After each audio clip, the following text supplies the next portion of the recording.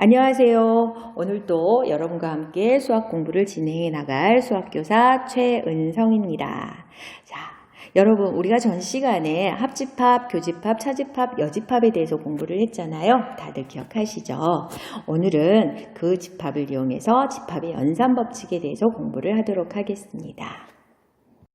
공부에 앞서서 수학 개념정리 노트 다들 다운받으셨습니까? 그리고 교과서 준비되셨습니까? 자, 교과서가 준비가 됐다면 182쪽을 펴놓으시고요. 수학 개념정리 노트를 옆에다가 놓아주시기 바랍니다. 준비되는 대로 바로 수업 시작하도록 하겠습니다.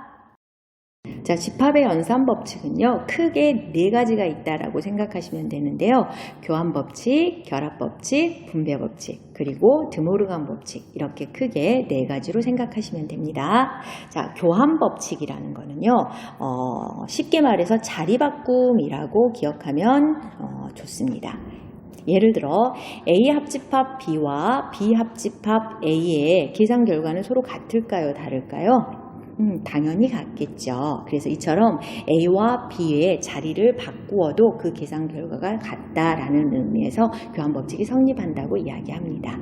그리고 A와 B의 교집합과 B와 A의 교집합, 당연히 계산 결과가 같겠죠. 그래서 이처럼 앞, 뒤의 자리를 바꾸어도 계산 결과가 같다는 의미에서 우리는 이것을 교환법칙이 성립한다라고 이야기합니다.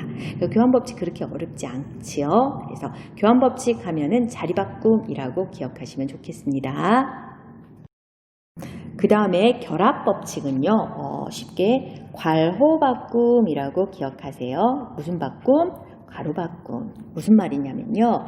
A 합집합, B 합집합 C, A 합집합, B 합집합 C 보겠습니다. 예를 들어서 A하고 B하고 합쳐놓은 그 계산 결과에 C를 합친 그 모습과 B하고 C를 합쳐놓은 그 계산 결과에 A를 합쳤을 때 그 계산 결과가 서로 동일합니다 라고 말할 수 있겠죠. 그래서 이런 법칙을 우리는 가로바꿈, 즉 결합법칙이라고 합니다. 가로가 앞쪽에 있던 것이 뒤쪽으로 지금 바뀌었잖아요. 그래서 결합법칙은 가로바꿈 이렇게 기억하시면 좋은데요. 중요한 것은 이 가로 안과 바깥쪽에 연산기호가 동일하다는 것. 그래서 가로 안과 밖이 서로 같을 때는 결합법칙을 사용해서 문제를 풀 수 있다는 거 기억하시면 좋겠습니다. 그렇다면 A 교집합, B 교집합 C 똑같이 A 교집합, B 교집합 C에서 A하고 B하고 공통인 부분에다가 C의 공통인 부분을 찾는 방법이나 B와 C의 공통인 부분에 A하고 공통인 부분을 찾는 그 계산 결과나 서로 같겠잖아요. 이것처럼 이 가로 안하고 가로 밖에 연산기호가 똑같을 때, 가로 안과 밖이 서로 같을 때는 이처럼 가로를 바꾸어서 계산해도 된다라고 기억하시면 되겠습니다. 어렵지 않죠? 네. 여러분들이 교환법칙과 결합법칙 쉽게 지금을 해결하셨는데요. 지금 이제 분배법칙에 대해서 설명을 하겠습니다. 분배법칙은 예를 들어서 수에서 우리 다항식의 연산에서요. 3 곱하기 A 플러스 B 이걸 계산할 때 우리 이렇게 분배했던 거 기억하십니까? 그래서 3A 플러스 3B 이처럼 썼던 거 기억들 하시죠? 예를 들어서 요 가로 앞에 숫자와 가로 앞에 곱하기가 생략되었는데 선생님이 그냥 이처럼 한번 표현을 해보도록 하겠습니다.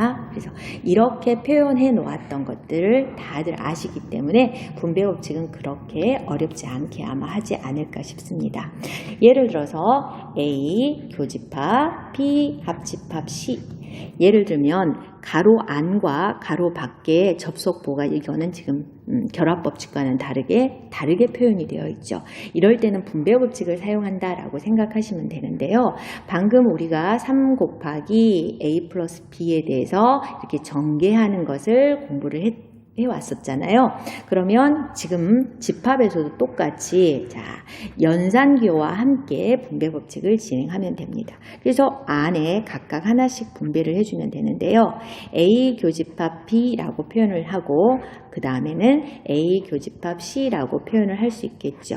그 다음에 가운데 접속교 합집합으로 이처럼 표현해주면 되겠습니다. 그래서 이렇게 가로 안과 밖이 서로 다를 때는 분배법칙을 사용할 수 있는데요.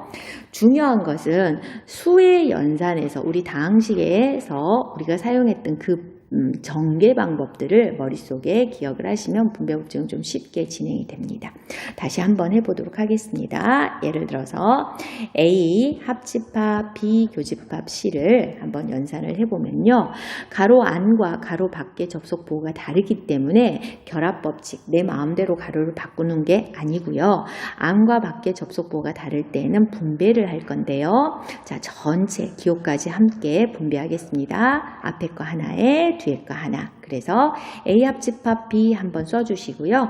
A 합집합 C 한번 써서 가로 묶으신 다음에 가로 안에 들어있는 접속교 교집합으로 이처럼 표현을 해주시면 되겠습니다. 이렇게 푸는 방법, 전개하는 방법을 우리는 분배법칙이라고 기억하시면 되겠습니다. 자, 결합법칙과 분배법칙 차이점 쉽게 확인해 볼 수 있겠죠? 결합법칙은 가로 안과 가로 밖에 들어있는 연산교가 똑같고 분배법칙을 할 때는 가로 안과 가로 밖에 연산교가 서로 다르다는 것. 그래서 가로를 바꿀 것인지 아니면 전개를 할 것인지 이렇게 판단해 주면 되겠습니다. 이해하셨죠?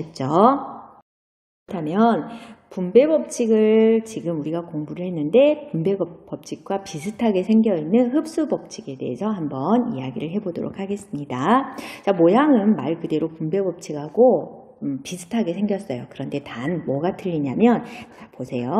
A 합집합 B 교집합 A. 자, 가로 안과 밖의 접속보가 다르죠. 그래서 이걸 그대로 분배를 한번 해보겠습니다. 앞에 거 하나, 뒤에 거 하나. 그러면 A 합집합 B라고 표현이 되고요.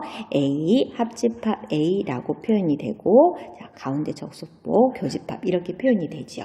그러면 A하고 A 합집합은 도로 A니까 이런 모습이 되어서 분배를 해놨는데도 식이 그렇게 간단하지 않잖아요. 이유가 뭐냐면요. 여기 보면 합집합과 교집합, 가로 안과 밖의 접속보가 다르지만 똑같은 문자가 존재합니다. 이럴 때는 그 계산 결과가 그 문자로 흡수가 된다. 그래서 우리는 이걸 흡수법칙이라고 합니다.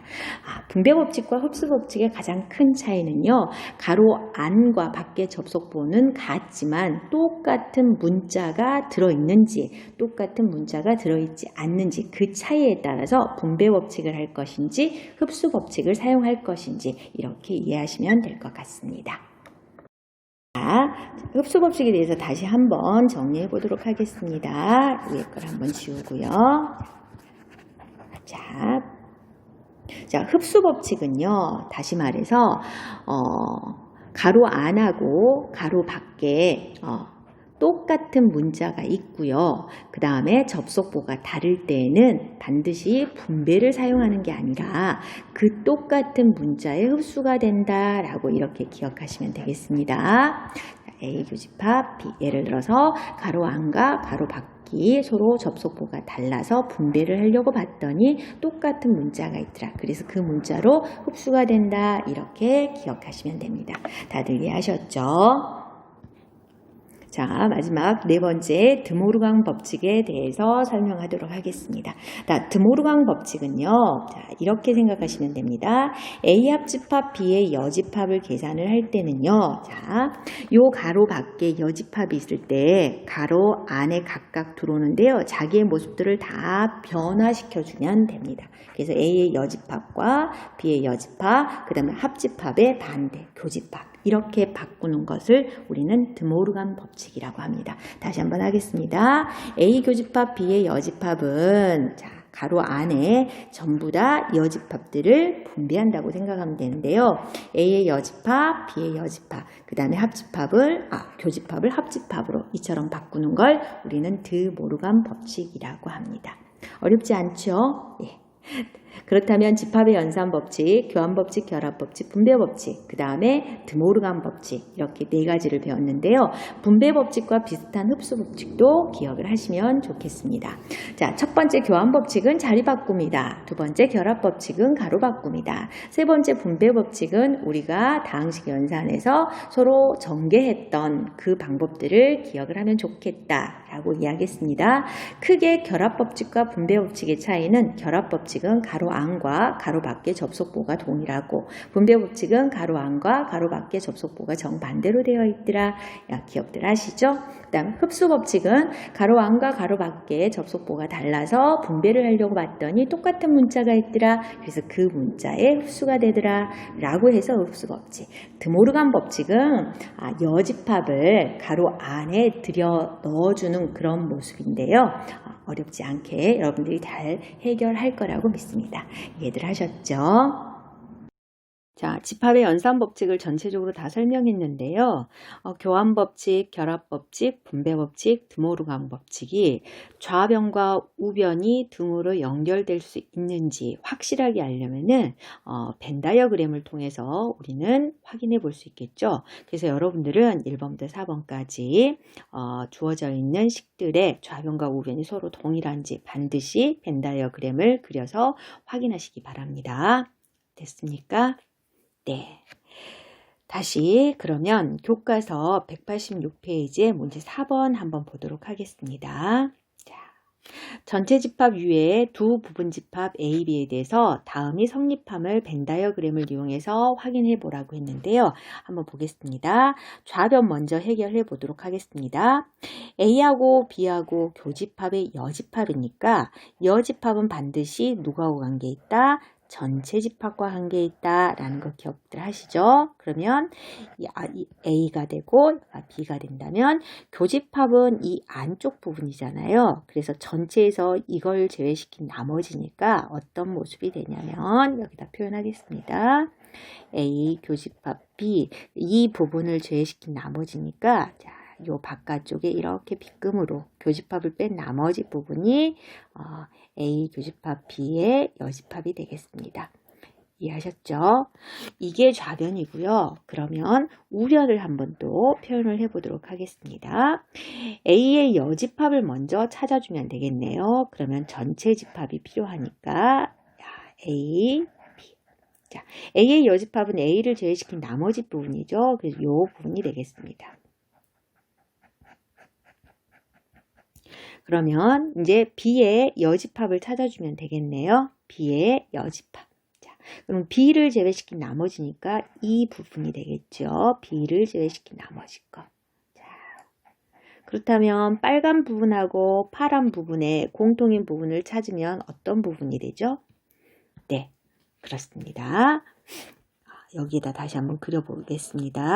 네, 전체 집합이고요. A, B. 그러면 파란 부분과 빨간 부분을 지금 합쳐 놓으면 공통인 부분만 제외시킨 나머지 이 부분이 되겠죠. 이게 우변의 모습이 되겠네요. 그렇다면 위의 좌변과 오른쪽 우변에 있는 두 개의 모습이 서로 같다라고 말할 수 있잖아요. 그래서 좌변과 우변이 성립함을 확인시킬 수 있습니다. 그렇다면 아까 이야기했던 거 다시 한번 짚고 넘어가도록 하겠습니다. 드모르강 법칙 기억나시죠? 자, 드모르강은 비슷한 듯 비슷하지 않는 이 분배 법칙의 형태 다들 눈여겨보셨을 거라고 봅니다. 그래서 A의 여집합의 접속부호가 합집합으로 바뀌고 B의 여집합으로 이렇게 바뀐다라고 이야기했죠. 그래서 이렇게 해서 드모르강 법칙이 성립함을 또 벤 다이어그램을 통해서 확인해 봤습니다. 다들 이해하셨습니까? 네. 그렇다면 자, 왼쪽에 있는 걸 한번 확인해 보고 넘어가도록 하겠습니다. A라는 집합하고 A를 제외시킨 나머지하고 두 개를 합치면 항상 무슨 집합이 된다? 그렇죠. 전체 집합이다 라고 표현할 수 있겠습니다. 잘하셨습니다. 그러면 두 번째 A라는 집합과 A가 아닌 집합의 공통인 부분은 있을까요? 그렇죠. 공집합이라고 표현하면 되겠습니다.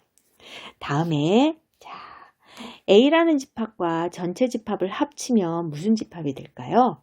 그렇죠. 전체 집합이죠.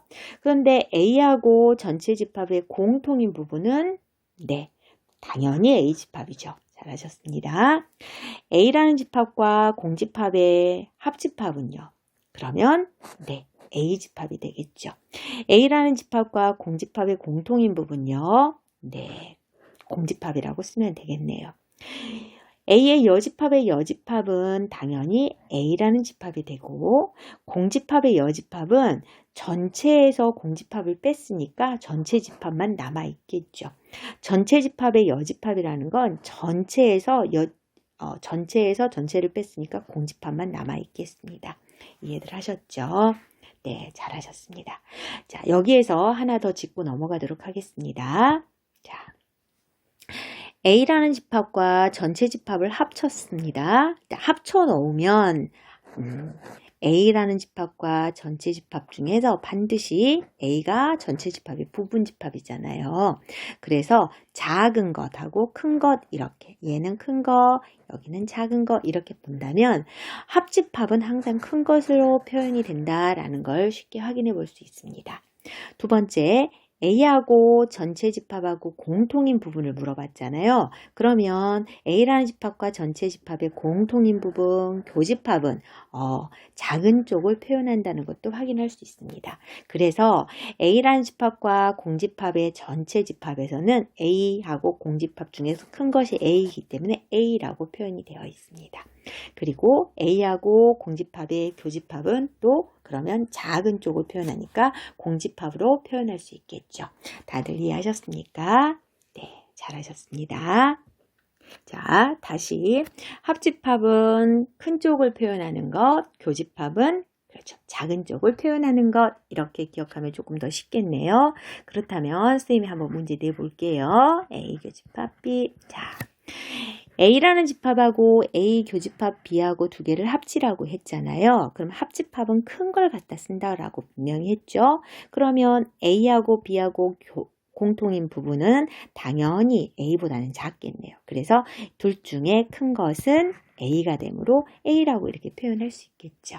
그래서 앞쪽에서 배웠던 거 가로가 있고 접속부호가 서로 반대일 경우 가로 안과 가로 밖의 접속부호가 다를 때는 분배 법칙을 사용한다 라고 했는데 똑같은 문자가 있을 경우는 그 문자로 흡수가 된다. 그래서 흡수 법칙이라고 이야기했잖아요.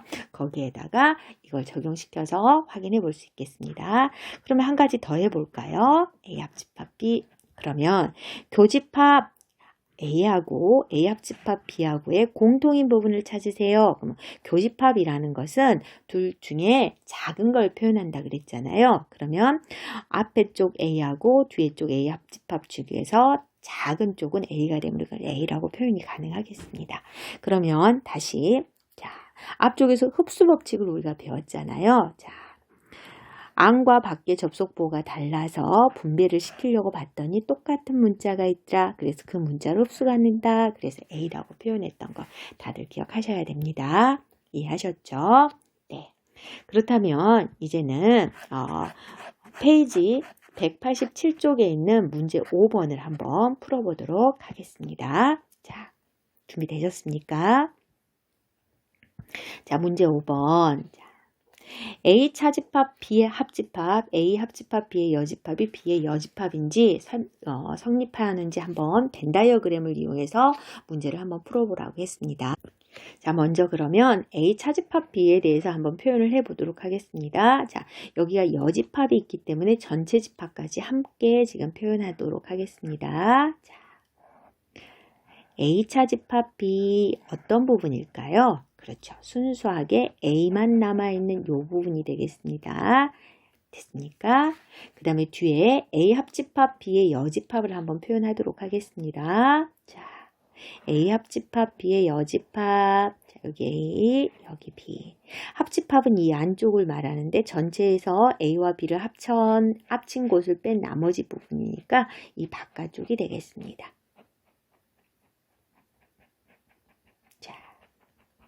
이 바깥쪽 확인할 수 있겠죠? 그렇다면 지금 이 순수한 A하고 이 부분을 서로 합치라고 했기 때문에 자, 합쳐서 표현해 보도록 하겠습니다. 그러면 전체 집합 A, B 그러면 이 부분이 되겠네요. 자, 순수하게 남아있는 B만 제외시키고 나머지 부분을 다 색깔을 칠해주면 되겠습니다.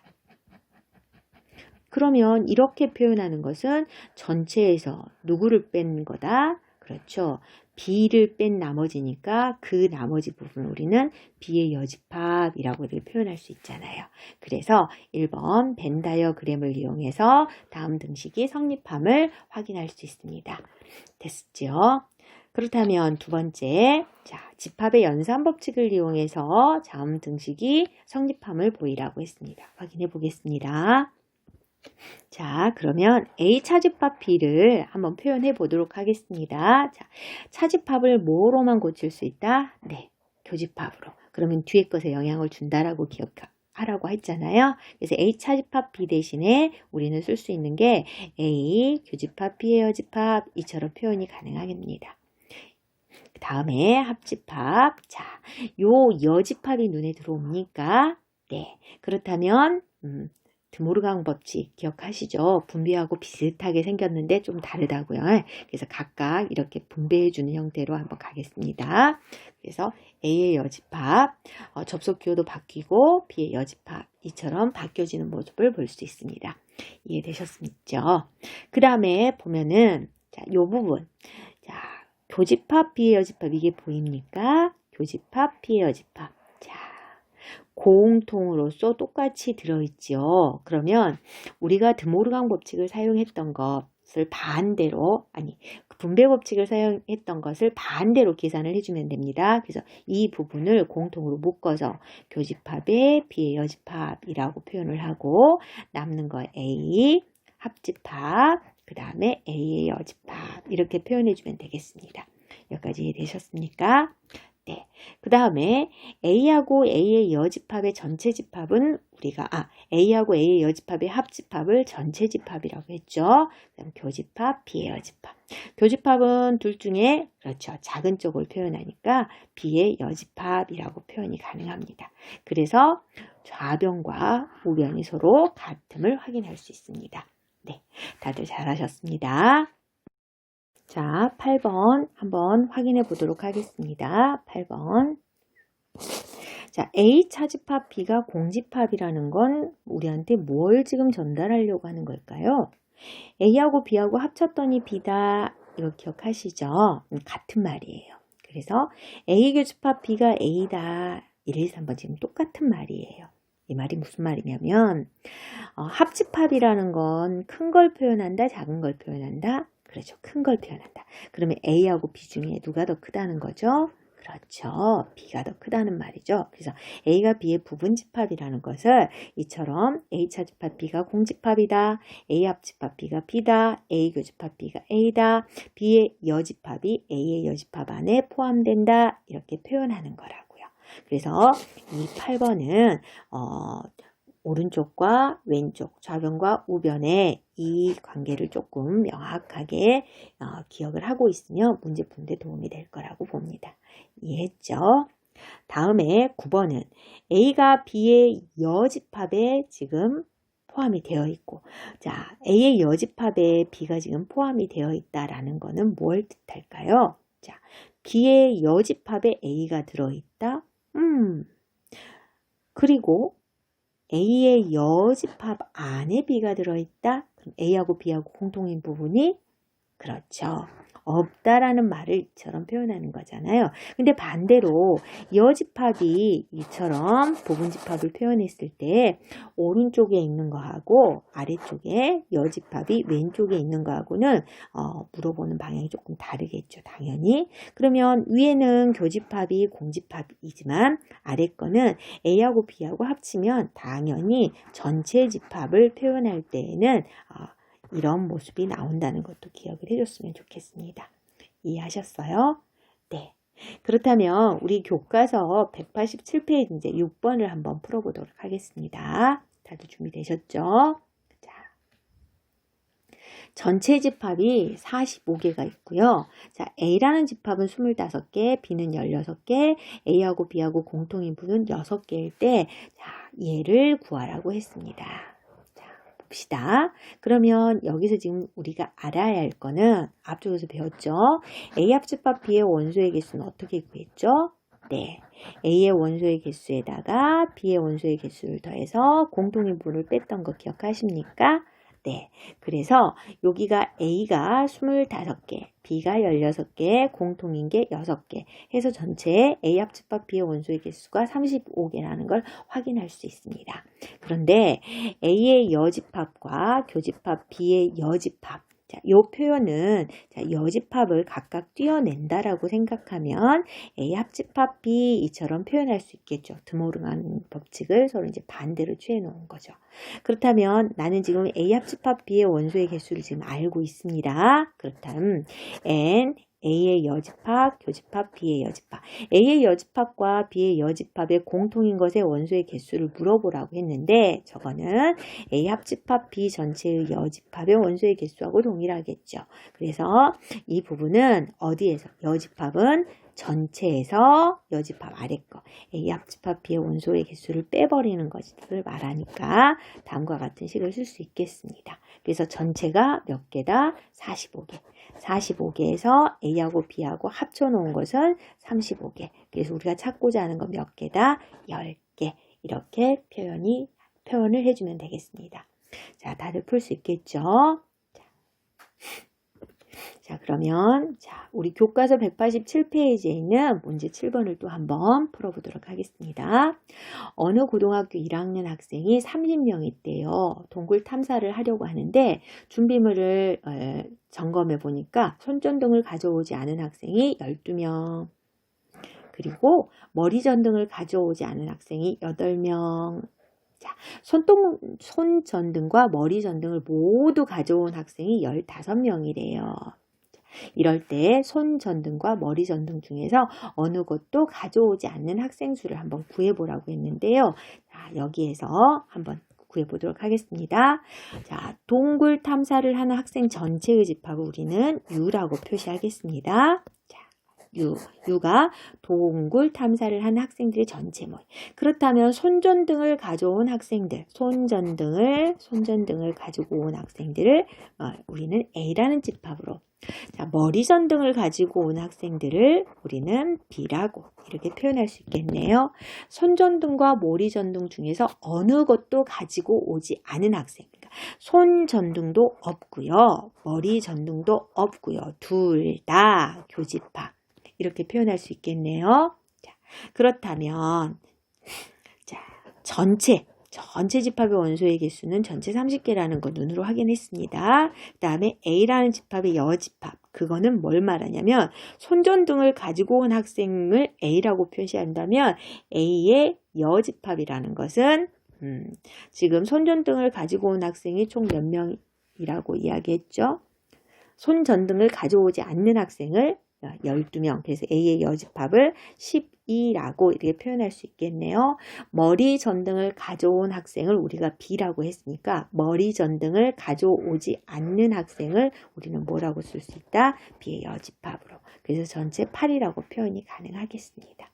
다음에 손전등과 머리전등을 모두 가져온 학생, 그러니까 손전등을 A로, 머리전등을 B로 그럼 모두 가져왔으니까 A 교집합 B의 원소의 개수 이렇게 표현해주면 되겠습니다. 그래서 A 교집합 B의 원소의 개수가 총 15개 이렇게 표현이 됩니다. 그렇다면 자, A의 원소의 개수는 전체 집합의 원소의 개수에서 A를 제외시킨 나머지 것 이렇게 표현하면 되잖아요. 그래서 전체가 30개고 그 다음에 A의 여집합이 총 12개니까 12를 빼주면 되겠네요. 그래서 18개. 그 다음에 NB. 자, B라는 것은 머리전등을 가져온 학생의 수였잖아요. 그런데 머리전등을 가지고 오지 않은 학생이 8명이었으니까 전체 30개에서 여기 B의 여집합을 빼주면 8개를 빼주면 남는 것이 전체 22개가 되겠습니다. 됐죠? 그래서 따라서 우리가 A 합집합 B의 원소의 개수를 계산을 하려면 A의 원소의 개수에다가 B의 원소의 개수를 더해서 공통인 부분을 빼버리면 되잖아요. 그래서 18 플러스 22 마이너스 15 해서 전체 몇 개가 된다? 25개. 그렇다면 우리가 구하고자 하는 것은 손전등과 머리전등 중에서 어느 것도 가져오지 않는 학생, 그래서 우리가 구하고자 하는 것은 A의 여집합, B의 여집합의 원소의 개수 이걸 찾으라는 거잖아요. 그렇다면 A 여집합, 교집합, B의 여집합이라는 것은 다시 한번 쓰겠습니다. A 합집합 B 전체의 여집합으로 바꿀 수 있겠죠. 네. 그래서 A 합집합 B의 원소의 개수가 25개였으니까 전체 어디에서 30개에서 이 여집합 아래 걸 빼버리면 전체 몇 개가 나온다? 5개가 나온다. 그래서 그 손전등과 머리전등 중에서 어느 것도 가져오지 않은 학생들은 총 5명이라는 걸 확인할 수 있습니다. 이해하셨어요? 네. 자, 187페이지 7번까지 문제를 다 푸셨죠? 예. 집합의 연산법칙을 계산하면서 반드시 알아야 할 것들은 교환법칙, 그 다음에 결합법칙, 분배법칙, 드모르간 법칙 이런 것들을 이야기를 했었잖아요. 교환법칙은 합집합이나 교집합에서 자유롭게 사용할 수 있다는 것도 알고 결합법칙도 합집합, 교집합에서 다 사용할 수 있다는 거 확인했습니다. 그 다음에 분배법칙 같은 경우에 결합법칙과 분배의 차이점 명확하게 기억하라고 이야기했습니다. 결합법칙은 가로바꿈이라고 해서 접속보, 가로 안과 가로 밖의 접속보가 똑같다라는 것 기억하시고요. 분배법칙은 가로 안과 가로 밖의 접속보가 달라서 분배, 전개하는 것들에 대한 이야기를 진행했었습니다. 그리고 분배법칙에서도 또 유사한 법칙이 하나 있었는데 기억하십니까?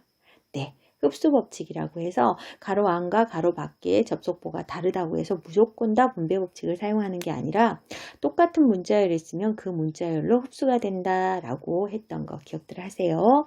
그 다음에 드모르강 법칙이라는 것은 분배법칙인 듯 아닌 그런 모습들. 그래서 여집합을 가로 안으로 다 집어넣을 때 접속보호까지도 반대가 된다라는 것 기억하셨으면 좋겠습니다. 그래서 좌변과 우변, 우변과 좌변 서로 왔다 갔다 하는 관계를 정확하게 기억하시면서 집합의 연산법칙을 잘 활용하시기 바랍니다.